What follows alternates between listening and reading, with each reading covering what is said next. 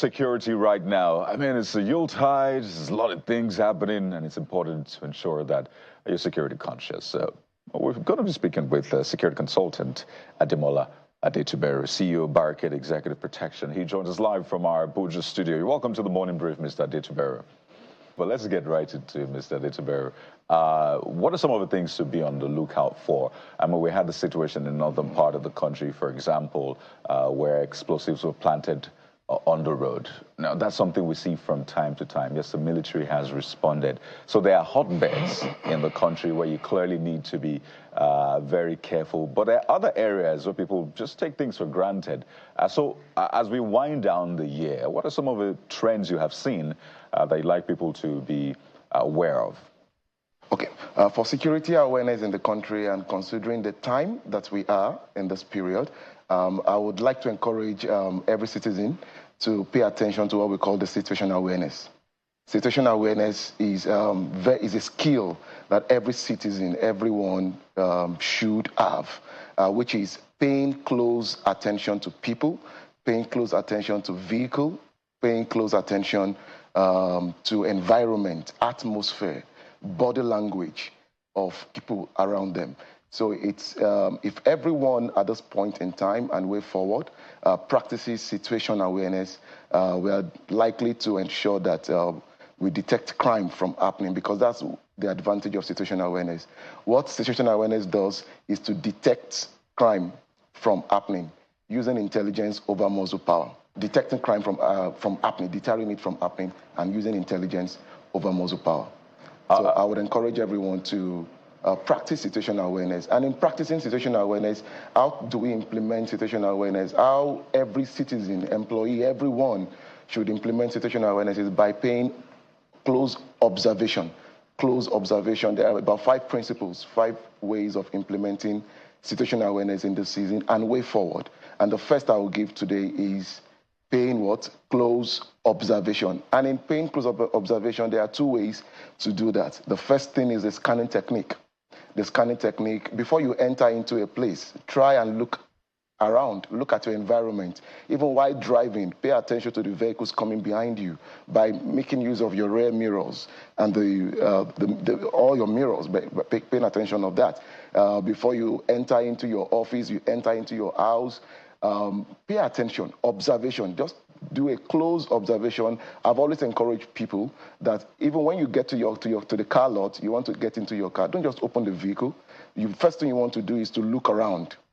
Look around before you then open the vehicle. So observation is key by using what we call the scanning technique. The second thing I would say here is making what we call the KIMS, K-I-M-S, keep in memory system. Whatever you observed, keep it in your system. We call it keep in memory system. So whatever you have paid attention to, observed, because we may need you, should in case it finally develop wings and it becomes a crime or it becomes something that the police have to come in, whatever you have kept in memory is what you're going to recall. So observation is key in implementing situational awareness. The next thing that is very key for everyone to pay attention to is what we call memory retention. It's not enough for you to be observant. You must be able to recall what you had observed at a time when it is needed. So what are we talking about? How tall is the person? How short is the person? What is the person wearing? What vehicle are they driving? What plate number? What color? Of what was the color of the vehicle? What is the make of the vehicle? What's the model of the vehicle? In your office, how did you leave the office yesterday? When you go back to the office today, what is different? Don't just get into starting your day. When you get to your office or when you wake up in the morning, the first thing was for homemakers.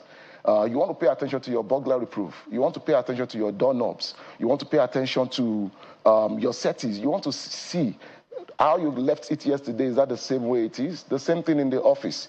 So memory retention, observation, memory retention. The next thing I'm also going to talk about is what we call the environment, reading environment and behaviors. Reading environment and behaviors. If every one of us learn to do this, honestly, we are going to we are going to prevent crime from happening. By reading an environment, pay attention to the people around your environment, your gates, your estates, your community. Pay attention to them. If you notice someone you had not seen for a couple of times, ask the security, ask your neighbor, ask community people around you. Oh, I saw this particular person. Have you seen him in this environment before? That is reading at your environment, and behaviors. It has happened to me on several occasions. Probably I got back to my house and I noticed somebody is sitting by the curb. And as I drive in, I call the security. Who is the person sitting by the curb? Do you know the person? How long has the person been there? Then also, of course, making use of technology. If you have CCTV in your home, in your office, it's a very good thing you can always refer back to. Mr. Adetuberu. To check, when did this person get to this place? Who is this person? Right. Essentially, if you see something, say something. We cannot exhaust these issues, but let me quickly just try to test my memory retention. You're about 6'4", 6'5", wearing a red tie, well-chiseled hair, black eyes. Am I trying? When I talk about memory retention I'm retaining you. I'm observed. talking about you. I'm trying to see if I can retain what I've seen about you. But it's okay. We just want to tell our viewers that this is something we'll do from time to time, helping them with security awareness. But we'll have to thank you so much, Mr. Ademola Adetuberu, security consultant, CEO, Barricade Executive Protection. Thank you for your time. Maybe next time we'll talk about self-defense, how people should defend themselves, whether or not they should learn self-defense techniques. But thank you for arming us with these very vital information. And hopefully next time we'll have a more robust conversation. Thank you. Thank you.